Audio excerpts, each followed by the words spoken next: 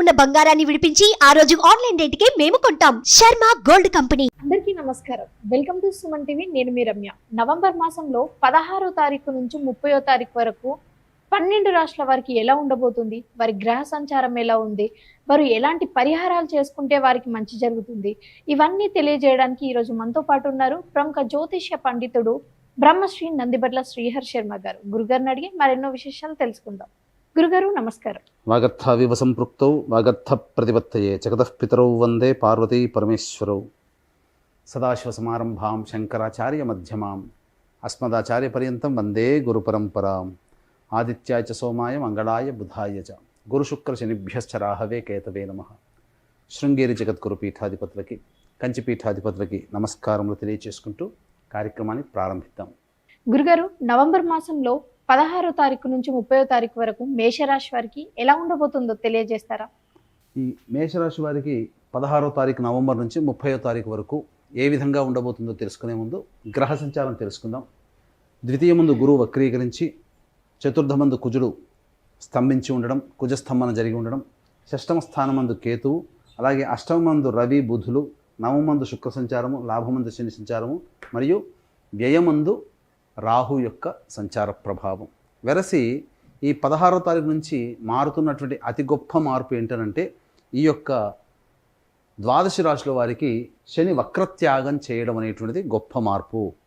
ఈ మార్పు ప్రభావం వలన రానున్న రోజుల్లో కొన్ని మార్పులు అనేటువంటివి జీవితంలో గోచరమవుతాయి. అనగా ఈ యొక్క శని వక్రత్యాగము అనగా వక్రము ప్రారంభమైనప్పుడు కొన్ని రాశుల వారి యొక్క జీవితంలో అలజడులు, కొన్ని రాశుల వారికి అప్పటి వరకు మైనస్లో ఉన్నటువంటి రాశుల వారు కొన్ని రాశుల వారికి ప్లస్లోకి రావడం, కొంతకాలము ఆనందకరమైన జీవితాన్ని పొందడం అకస్మాత్తుగా అనూహ్యముగా.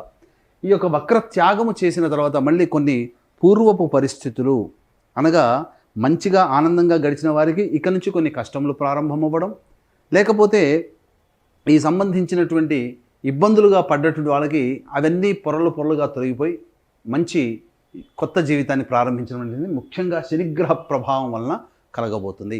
మేషరాశి వారికి చేసుకున్నటువంటి అదృష్టం ఏంటంటే గ్రహ సంచార ప్రభావం అనేటువంటిది అనుకూలంగా లేకపోయినప్పటికీ గ్రహాల మార్పు, గ్రహాల స్థితిగతులు, కొన్ని ఇబ్బందికర పరిస్థితులు ప్రతి రాశిలో వారికి ఉంటాయి. కాకపోతే ప్రధానంగా శని యోగించేటువంటి స్థానంలో స్థితిపతి ఉన్నాడు.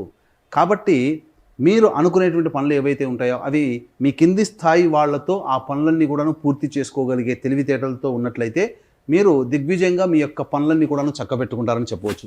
ఇక ముఖ్యంగా గమనించుకున్నట్లయితే ప్రధానంగా ఈ యొక్క మేషరాశి వారికి ఉద్యోగంలో ఉన్నటువంటి వారికి కొన్ని ఇబ్బందికర పరిస్థితులు తప్పవు.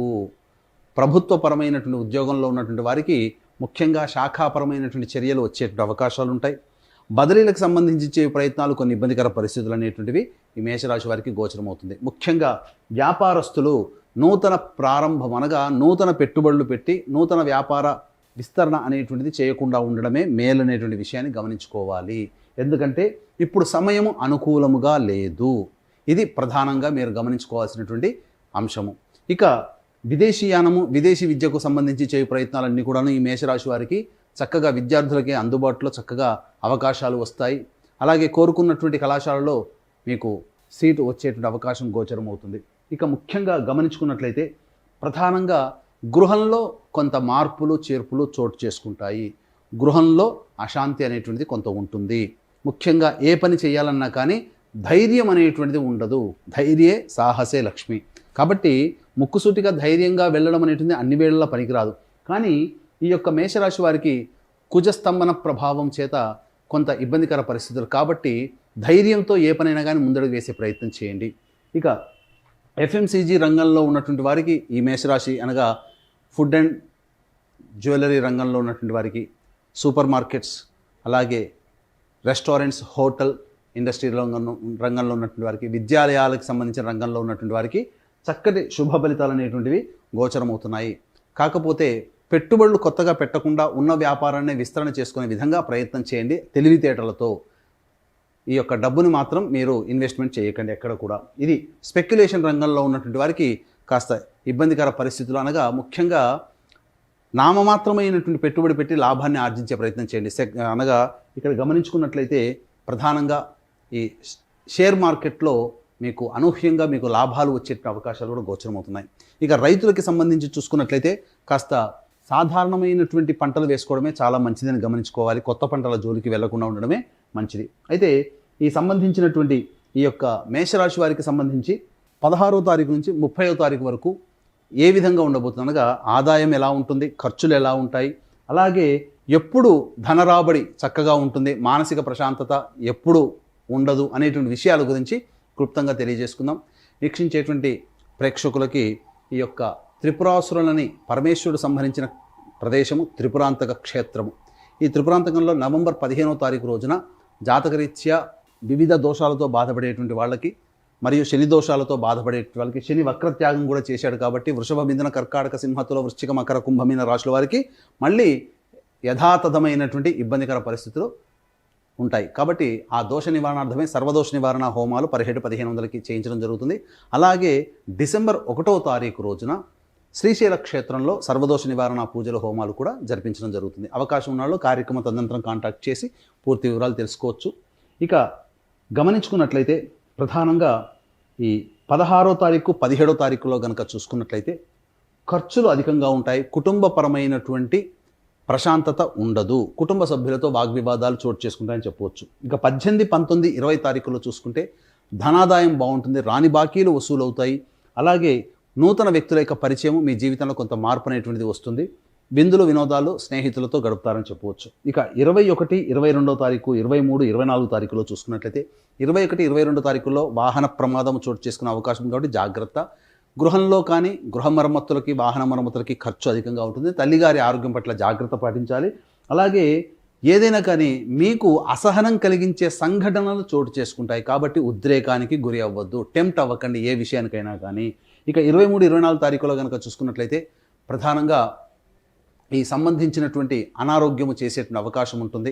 అనగా ఆరోగ్యాన్ని జాగ్రత్తగా కాపాడుకోవాలి. ఇక మనస్సు అనేటువంటిది పరిపరి విధాలుగా ఉంటుంది. ఎప్పుడు కూడాను ఏ విధంగా కూడాను మీకు ఈ మనస్సు ఆలోచన అనేటిని సరిగ్గా ఉండకపోవడం అనేటువంటిది గోచరం అవుతుందని చెప్పవచ్చు. ఇక 25, 26, 27 తారీఖుల్లో కనుక గమనించుకున్నట్లయితే రాని బాకీలు వసూలు అవుతాయి. ముఖ్యంగా ధనాదాయం చక్కగా ఉంటుంది, అధికమైనటువంటి ధనము కలుగుతుంది. మీ యొక్క ప్రత్యర్థుల మీద పై చేయి సాధించే అవకాశాలే మీకు ఎక్కువగా గోచరం అవుతాయని చెప్పవచ్చు. ముఖ్యంగా మీరు తీసుకునే నిర్ణయాలు మీకు ఆనందాన్ని కలగచేస్తుంది. ఇక 28, 29 తారీఖులో చూసుకున్నట్లయితే జీవిత భాగస్వామి, వ్యాపార భాగస్వామితో ఉన్న ప్రపంచాలు తొలగి వాళ్ళు తీసుకున్నటువంటి నిర్ణయాలు మీకు ఆనందంగా మారుతాయని చెప్పవచ్చు. ఇతరుల యొక్క సహాయ సహకారాలు, మీరు ఏదైతే పని చేస్తున్నారో ఆ పనులలో ఇతర యొక్క సహాయ సహకారాలు మీరు పొంది మీ యొక్క పనులను చక్కబెట్టుకుంటారు. 30వ తారీఖు రోజున ఖర్చులు అధికంగా ఉంటాయి కాబట్టి జాగ్రత్తలు పాటించండి, మానసిక ప్రశాంతత ఉండదు. ఈ 30వ తారీఖు రోజున కాస్త జాగ్రత్త పాటించండి, మంచి జరుగుతుందని చెప్పవచ్చు. ఏది ఏమైనప్పటికీ కూడాను ఈ యొక్క మేషరాశి వారికి అన్ని రకాలుగా మంచిగా జరుగుతుంది. ఇక ముఖ్యంగా ఈ కార్తీక మాసంలో ఆఖరి సోమవారం 25వ తారీఖు రోజున తండ్రి వైపు 6 తరాలు, తల్లి వైపు 3 తరాల్లో దుర్మరణం పాలైనటువంటి వ్యక్తుల యొక్క మోక్షార్థమై పితృదోష నివారణ పూజలు అనేటువంటి జరిపించడం జరుగుతుంది. పితృదోషము ఉన్నట్లయితే అనుకున్న పనులు సరిగ్గా సాగవు, ప్రతి పని కూడాను ఆలస్యం అవుతుంది. కాబట్టి అవకాశం ఉన్న వాళ్ళు ఈ పితృదోష నివారణ కార్యక్రమంలో పాల్గొనే ప్రయత్నం చేయండి. గురుగారు, మరి ఈ రాశి వారికి మరింత మెరుగైన ఫలితాల కోసం ఎలాంటి పరిహారాలు చేసుకోవాలి?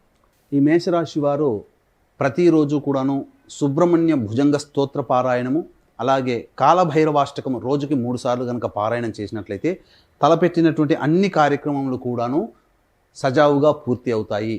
ఇవి గోచార రీత్యా మీ యొక్క రాశిని, జన్మరాశిని అనుసరించి తెలుసుకునేటువంటి ప్రయత్నం. ఇంకా మీరు సమస్యలు అధికంగా ఎదుర్కొంటున్నారు అంటే మీ యొక్క జన్మకుండలిలో ఉన్నటువంటి గ్రహాల యొక్క దశాంతర దశల ప్రభావం. కాబట్టి దగ్గరలోని మంచి ఉపాసనాపురులైనటువంటి జ్యోతిష్య పండితుల్ని సంప్రదించి వారి సలహాలు సూచనలు పాటించినట్లయితే ఇంకా మెరుగైనటువంటి ఫలితాలు మీరు పొందుతారని చెప్పవచ్చు. గురుగారు, నవంబర్ మాసంలో మేషరాశి వారికి 16వ తారీఖు నుంచి 30వ తారీఖు వరకు ఎలా ఉండబోతుంది, ఎలాంటి పరిహారాలు చేసుకోవాలి అని చాలా చక్కగా తెలియజేశారు. ధన్యవాదాలు. సర్వం శ్రీ ఉమామహేశ్వర పరబ్రహ్మార్పణమస్తు.